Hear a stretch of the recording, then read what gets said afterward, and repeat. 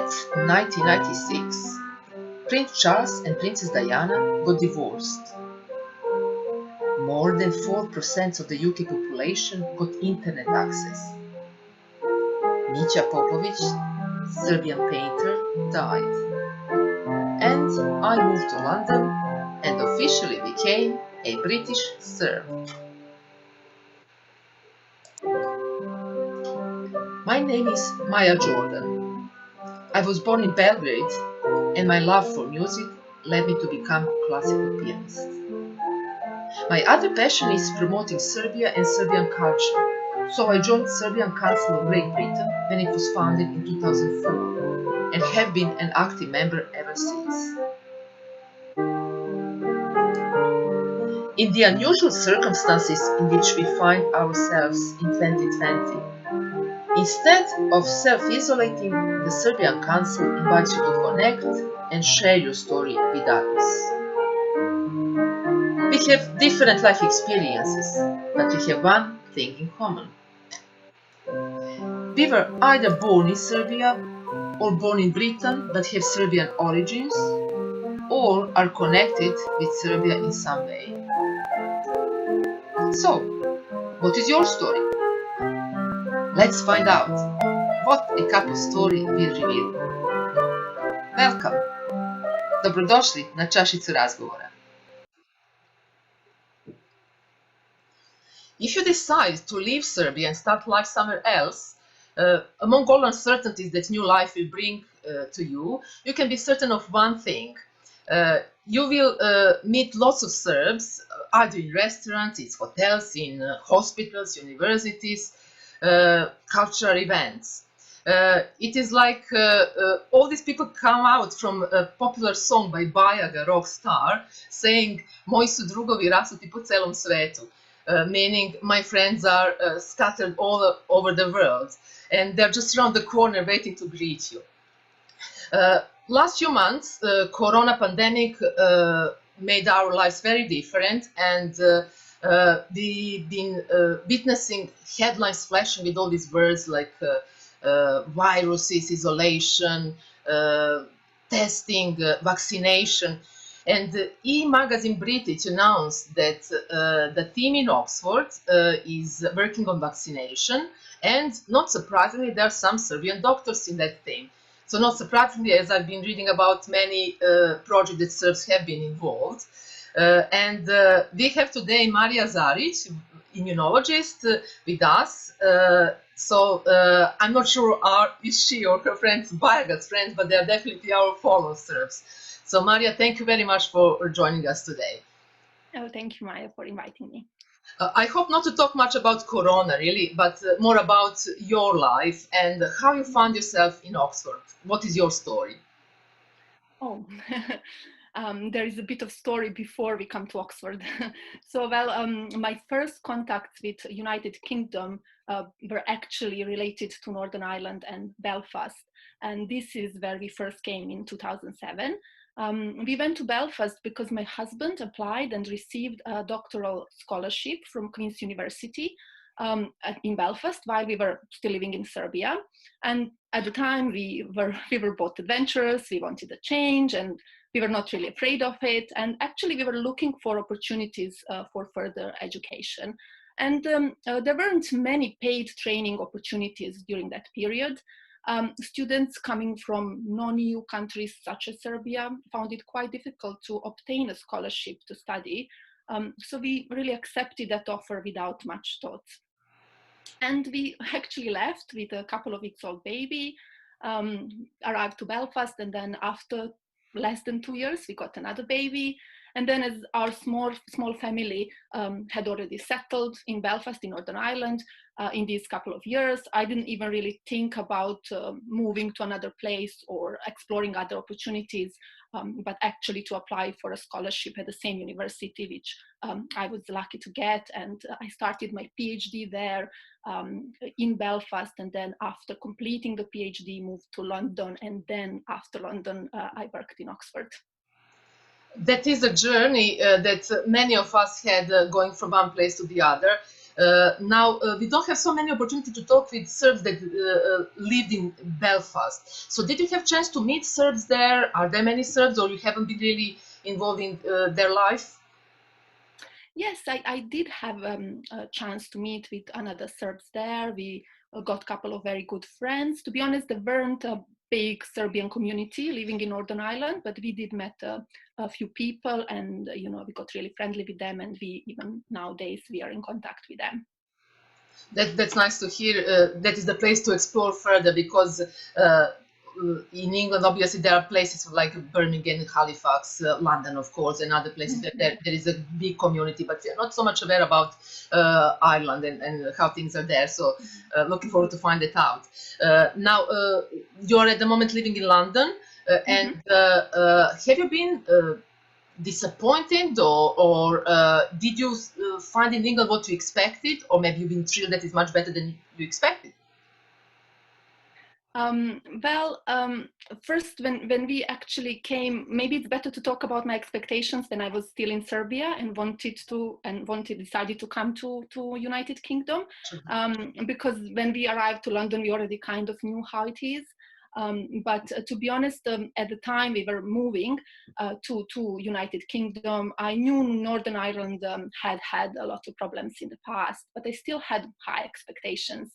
And I still remember that September day when we left Belgrade. It was very sunny there, and then arrived to Belfast.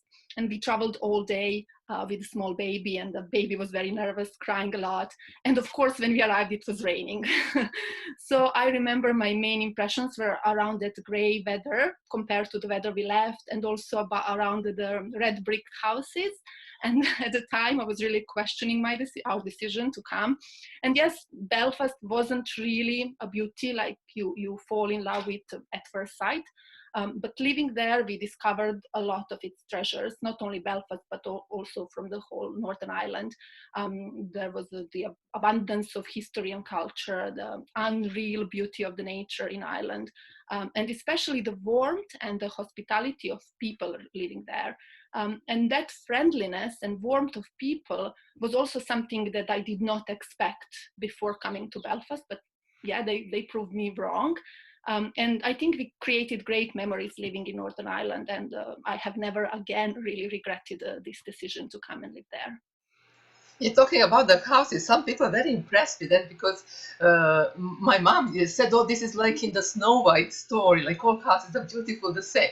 But then I had comments from other people saying, "And all the houses are exactly the same. There is variety. I'm bored with this." So it's always a different approach to something new. But about the warmth, I was also surprised with the English people, because I expected them to be much colder.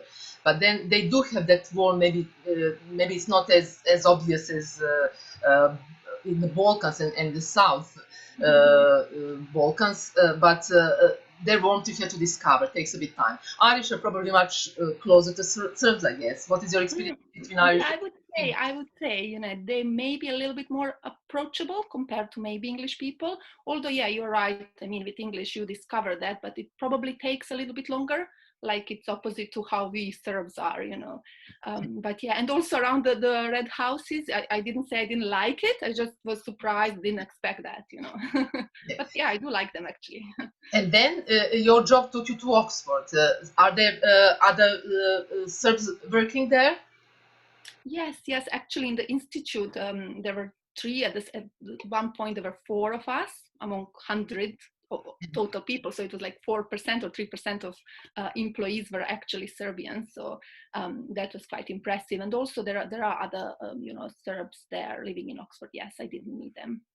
Yeah, there is one part of our community, those which are studying universities, and that they are in Oxford and Cambridge, and there is a quite strong student community there, which is pretty much active and connected. Now, back to London, are you mixing with the Serbs or not so much? Are you active member of our community, or you are keeping a little bit more aside because your family is Serbian, obviously, so you have it at your home? Well, yeah, I do mix, and I do have a good friends from Serbia here. that is true, but also we made some new friends from all over the world, as you know how it is here. And obviously I never valued people based on their country of origin. And again, I think this can be attributed to our Serbian character and openness and friendliness. And yeah, I really, because I was commuting, you know, from London to Oxford every day for work, I really didn't have enough time to consider actually becoming an active member of the Serbian community. But I'm hoping to have more time and to get involved in that. But yeah, to my defense, I've been following some Facebook pages of Serbian communities in Britain. Yeah, I would assume that you are keeping Serbian customs probably, as you are actually not so much here. And now about the children, how old they are at the moment? Yeah, I have two boys. They're 12 and 11 years old. And yes, we do keep Serbian customs. We speak only Serbian to them. What I wanted to ask you exactly about that, because that could be a tricky thing for our children, as they are so much exposed to English language, and quite often it's difficult to keep that Serbian going. So they are speaking Serbian then. Yeah. And also we teach them Serbian history, and we do keep Serbian customs. So yeah. What about visiting Serbia? Are you going often to Serbia with your children and family? Yeah, we do. Well, I don't know if you can say often, but we go at least twice a year. So we go normally in summer and then around Christmas as well. Yeah. And how children enjoy Serbia? I guess they admire the place. No, they do. They do enjoy. They have they have family, friends, lots of cousins that they're similar age, so they enjoy playing there. And we can see after every summer that their Serbian improves a lot.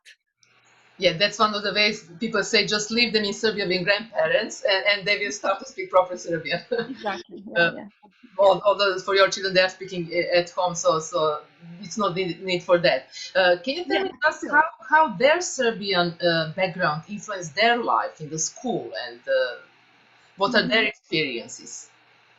Well, I don't think it influences them a lot, being Serbian. You know how here in Britain you see people coming from all around the world, from any possible country you can think of. So I think that the school is always trying to promote this, to talk about that, and to point out from how many countries, for example, all the children are in the class. So I think they don't really have any bad experience being Serbian. I think it's beneficial for them, and also they're proud to say that they can speak another language. So I think it's quite impressive for other children to hear that. Especially when Djokovic wins the Wimbledon, then they would be always proud to spotlight their Serbian heritage altogether. That is very true, exactly, because my younger one is actually called Novak.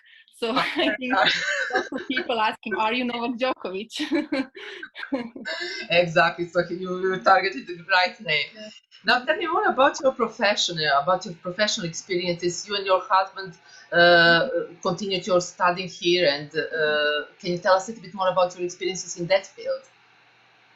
Well, as I said, we came because he got scholarship first, and then I got mine later.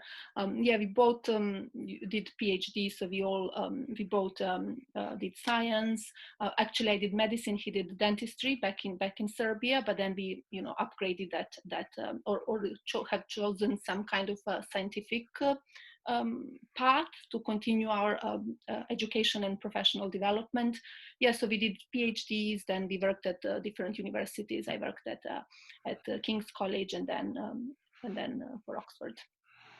Yeah, very impressive. Like lots of our educated people do find themselves either teaching or doing lots of researches.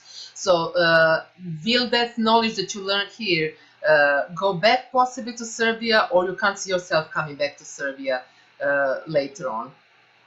Well, for now we are not really thinking about returning. We are still enjoying being here, living here. We like London. We like its cultural diversity, and the kindness, the politeness of people. The different food, different experiences, museums. Everything you can find here. So for now we are thinking of staying, but you never know what's going to happen in the future. Yeah, so you would sell actually Britain to Serbs, and what you will say is the main reason why they should follow your steps and come to England. Okay, yeah. Well, I would say Britain is a country of cultural diversity, acceptance, great resources, opportunities, the country of kindness, politeness, generosity, amazing natural beauty, and respect for nature. Sounds as a perfect place when we list all these things. Is it anything that you could say about Serbia to British people if they want to go to live in Serbia? Why they should move there? Oh, again, because of first of all, because of people, of the friendliness, kindness, openness, acceptance. I would say also amazing natural beauty, lots of tasty food. Yeah, I think Okay, there are reasons to go there too, obviously. definitely. Both ways works, but depend what is personal choice, obviously. As your family is now settled nicely in England, are you planning to stay in London, I guess, for quite a long? Yeah, I mean that's the plan for now. Yeah, because we are now finally settled in London. So yes. Yeah. Okay. We hope to see you around in our events. As you said that you've been busy studying and working. We hope that we will have chance now to also socialize with all these different events that we are offering, like Serbian Month or different organizations. As not everybody is aware of these events that are happening. So one of our questions is always how we can drag attention from people which are not really involved yet fully in our activities. So maybe you can give us some suggestion what we should do and how we can get attention of other people which are not yet with us completely. Mhm. So, well, I know there is Serbian church. I don't know if you're doing something, in collaboration with church, maybe Yes, we promoting could. Yeah. Christianity there, or maybe on social media. I don't know if it's So social media and church will be the places that you would really pay attention to find out yeah, more about I think it will, yeah. activities. Okay, so we will keep doing that. Like one of our goals to do these interviews is to actually meet people from all over the community and hear their life stories. It is called Čašica razgovora, Mhm. all cup of stories. So if you're choosing a drink, which Yeah. drink you would choose? Will you choose drink for the cup or for the čašica? What's your Um, favorite drink? I would say cup. Okay. I would say coffee definitely. Coffee. Okay. So it seems that coffee is more popular for us. Are you still drinking afternoon teas? Uh, Ah, well, I've been Not living yet. here for more than 10 years, so like 12 years almost, and I still prefer coffee and I still almost only drink coffee. What is your favorite coffee? Well, cappuccino. Cappuccino. Oh, okay. Very good. Maria, thank you very much for your story today, and we really hope that we will hear more about your successes, professional ones and your husband's ones, and we wish you all the best in your future, and hope to see you in some of our events. Thank you very much. Thank you so much. I'll be honored to become a member and join.